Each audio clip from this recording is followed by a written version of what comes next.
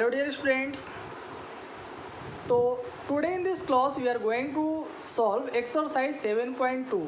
So student, before starting the second exercise, first we will see the theorems on which the second exercise is based. हाँ, यानी हम लोग second exercise start करने से पहले वो थियरम को देखेंगे, वो थियरम सॉल्व करेंगे, हाँ, या वो थियरम समझेंगे जिस पे हमें सेकेंड एक्सरसाइज को सॉल्व करना है. And I think if you have understood this two theorem which I am going to tell you, so after that you can solve the exercise very easily. So now let us see one by one. So here the theorem first is angles opposite to equal sides of an isosceles triangle.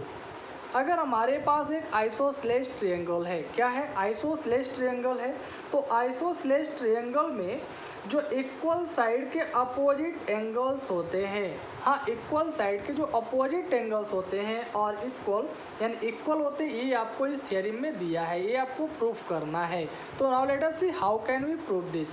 तो student, suppose you are given an isosceles triangle like A B C. मान लेते हैं हमारे पास एक triangle isosceles triangle A B C है and you know two sides of an isosceles triangle are equal to each other. यानी isosceles triangle के दो साइड एक दूसरे के इक्वल होते हैं. तो सपोज कर लेते हैं ए बी और ए सी ये दोनों इस आइसोसेलेस ट्रायंगल के इक्वल साइड है.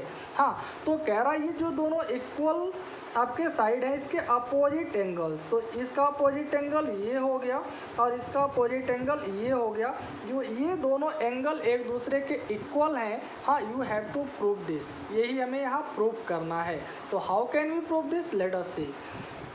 तो student, to prove this two angle equal, यानी हमें इन दोनों एंगलों को अगर इक्वल प्रूव करना है तो first we will draw the bisector of angle A. हाँ, हम लोग ये जो एंगल ए है इसका बाइसेक्टर ड्रॉ करेंगे, यानी एक कंस्ट्रक्शन करेंगे. तो let us do a construction first. तो हम लोग एक कंस्ट्रक्शन कर लेते हैं.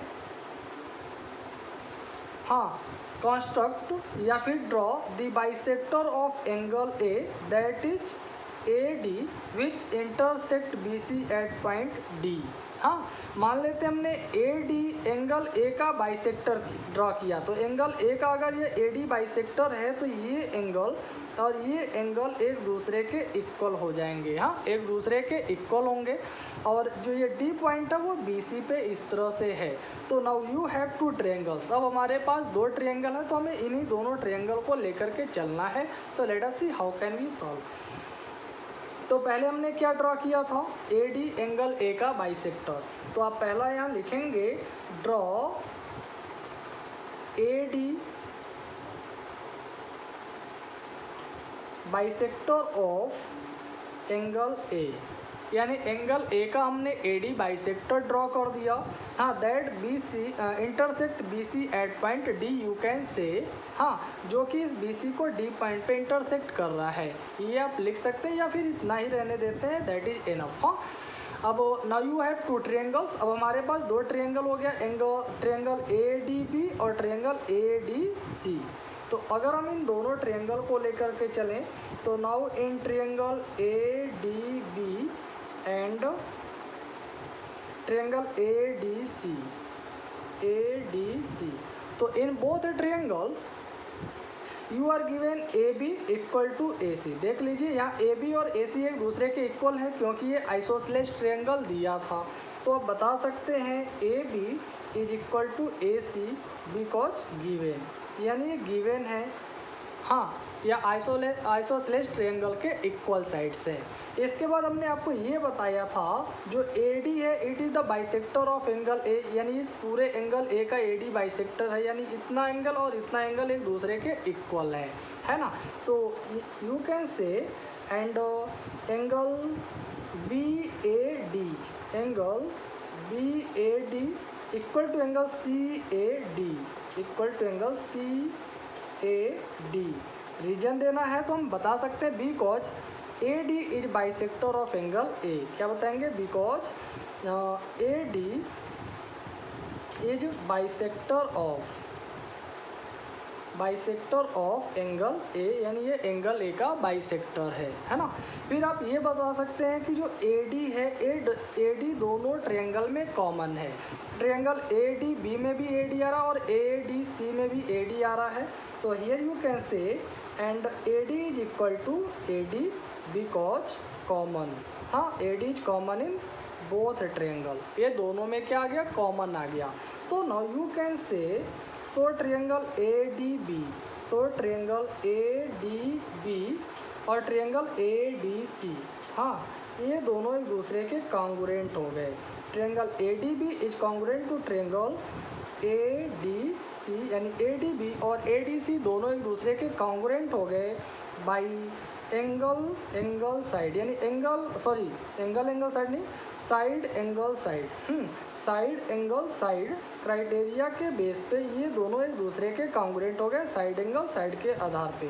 तो आप बता सकते हैं बाई साइड एंगल साइड, यानी by side angle side criteria both triangle और कॉन्ग्रुएंट ना हो, दोनों कॉन्ग्रुएंट प्रूफ हो गए। तो you know if two triangles are congruent, अगर दो ट्रायंगल एक दूसरे के कॉन्ग्रुएंट होते हैं then their corresponding parts are equal, तो उनके करस्पॉन्डिंग पार्ट क्या हो जाते हैं, इक्वल हो जाते हैं। तो on that basis you can say angle A B D, हाँ सो आप कह सकते हैं angle A B D is equal to angle A C D, हाँ एंगल ए सी डी। तो इस तरह से एंगल ए बी डी और एंगल ए सी डी दोनों एक दूसरे के इक्वल हो गए by C P C T के according.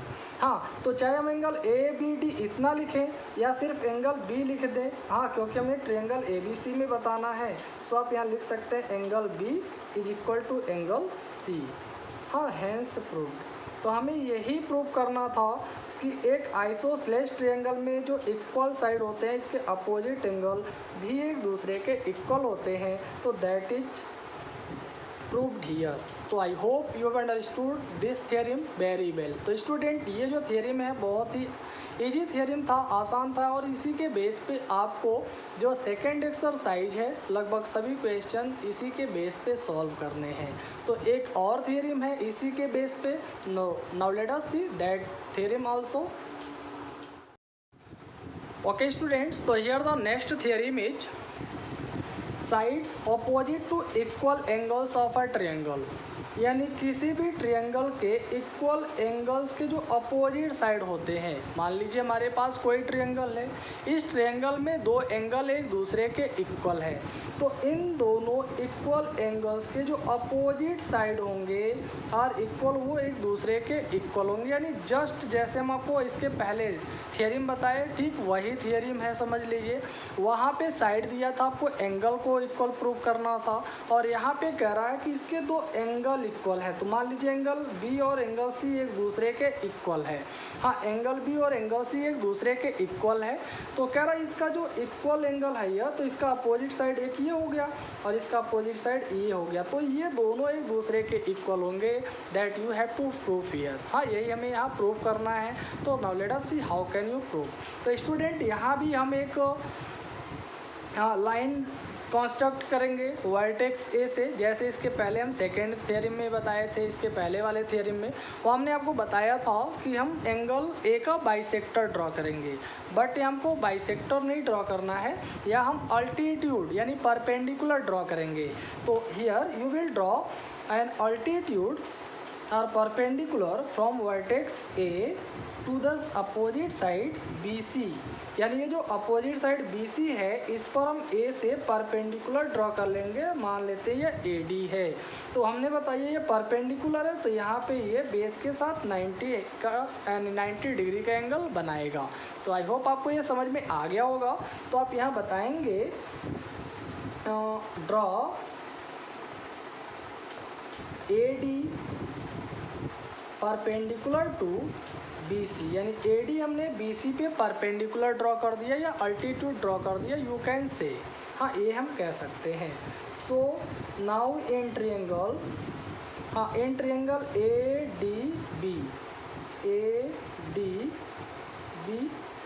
And triangle A D C, ADC। अब अगर हम इन दोनों ट्रायंगल को लेकर के चलें तो आपको क्या दिया था, ये एंगल दिया था, हाँ, एक दूसरे के इक्वल। तो आप बता सकते हैं angle ABD, angle ABD is equal to angle ACD, equal to angle ACD because that is given, ये दिया था। हाँ, तो ये हमने गिवन बता दिया क्वेश्चन के अकॉर्डिंग। अब कंस्ट्रक्शन के अकॉर्डिंग आपको ध्यान देना है कि AD हम BC पे परपेंडिकुलर ड्रॉ किए थे, मतलब ये भी 90 का हो गया, ये भी 90 का हो गया, है कि नहीं। तो इस तरह से एंगल ADB, हाँ, so and angle ADB equal to हो जाएगा ADC, हाँ, equal to angle ADC because is equal to 90 degree, क्योंकि दोनों 90 के इक्वल है, तो both are equal to 90 degree. हाँ, एंड यू नो जो ये AD साइड है, ये AD दोनों में कॉमन है, जस्ट लाइक यहाँ पे हम आपको बताए थे सेकेंड वाले में। हाँ, तो and you can say and AD is equal to AD because common, यानी ये दोनों ट्रायंगल में क्या कॉमन आ रहा है। So you can say triangle ADB is congruent to triangle ADC। तो इन तीनों के बेस पे क्या एंगल साइड, यानी एंगल साइड के बेस पे दोनों ट्रायंगल एक दूसरे के कॉन्ग्रुएंट हो जाएंगे। तो हम बता देंगे so triangle ADB is congruent to triangle ADC by angle side criteria. तो अगर एंगल साइड के बेस पे ये दोनों ट्रायंगल कॉन्ग्रुएंट हो गए, तो आप जानते हैं अगर दो ट्रायंगल कॉन्ग्रुएंट हो तो उनके करेस्पॉन्डिंग पार्ट एक दूसरे के इक्वल हो जाते हैं। तो ना you can say that AB is equal to AC। So AB is equal to AC by CP/CT, यानी CP/CT के अकॉर्डिंग ये एक दूसरे के इक्वल हो गए, हैंस प्रूफ, ये हमने प्रूफ कर दिया। तो आई होप आपको ये भी थ्योरम बहुत ही अच्छे से समझ में आ गया होगा। तो स्टूडेंट ये कोई डिफ़िकल्ट थ्योरम नहीं था, आसान सा थ्योरम था, और इसी के बेस पे आपको सेकेंड एक्सरसाइज सॉल्व करना है। तो आप बिल्कुल इत्मीनान से सॉल्व करिए, क्वेश्चन को समझते हुए सॉल्व करिए। हाँ, अगर कहीं डाउट है तो आप ज़रूर पूछें। That's all, thank you.